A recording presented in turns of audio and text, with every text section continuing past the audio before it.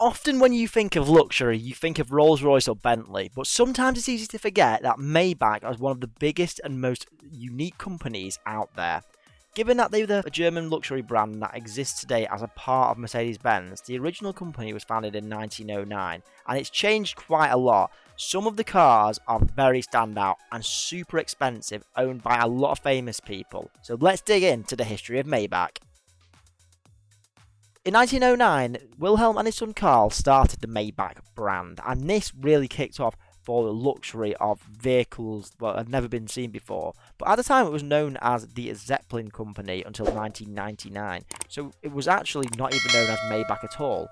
But this is where it really began as its origins. In 1960, the Maybach brand was acquired by Daimler-Benz, and this returned as a standalone ultra-luxury car brand in 2002, sharing a lot of components with Mercedes-Benz, who then of course joined up to create the same cars under the same brand, but at a lot more expense.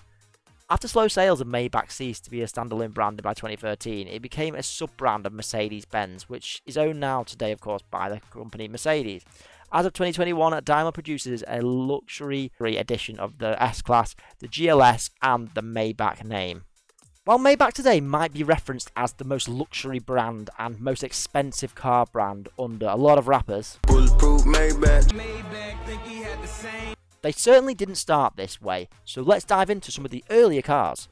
Now guys, I don't know if I'm saying Maybach or Maybach correctly, so do please correct me in the comments if I'm wrong. In 1909 to 1940, the early history of Maybach, of course being a Zeppelin company, then also began working on cars with his son Karl Maybach. And at the time, the first car was the Maybach SW42, which was a super luxury 1939 car built around the time of the war. It was introduced at the Berlin Motor Show and was created from 1921 to 1940 over various models. There's not too many of them, and I presume it's pretty rare.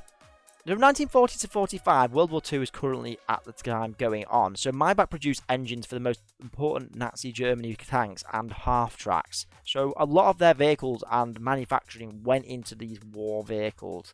From 1960s, Daimler-Benz purchased the company, and post-war they used to make special editions of Mercedes, W0108 and W116 model range. But it wasn't just Mercedes, they also had their hand in vehicles such as Jaguar, which of course Daimler had part of at the time. These cars however carried over to the Mercedes badge and serial numbers, which of course Maybach then was more involved. Rolls-Royce power systems were also included in some of the Maybach diesel engines.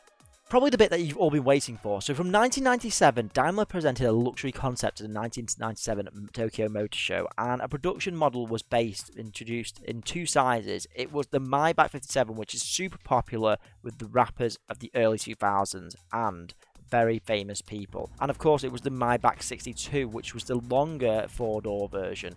In 2005, the 57S added a power of a 6-litre V12, which is pretty insane.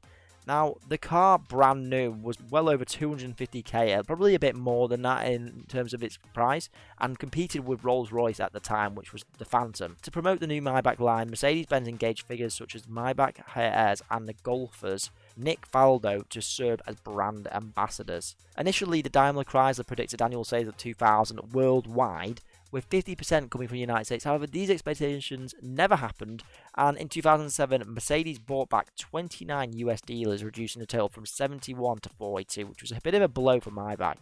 Given that it was a £200,000 car, it was probably not surprising to anyone here. In 2010, only 157 Maybachs were sold worldwide, compared to 2,700 Rolls-Royces, so obviously there was a lot of work to be done here.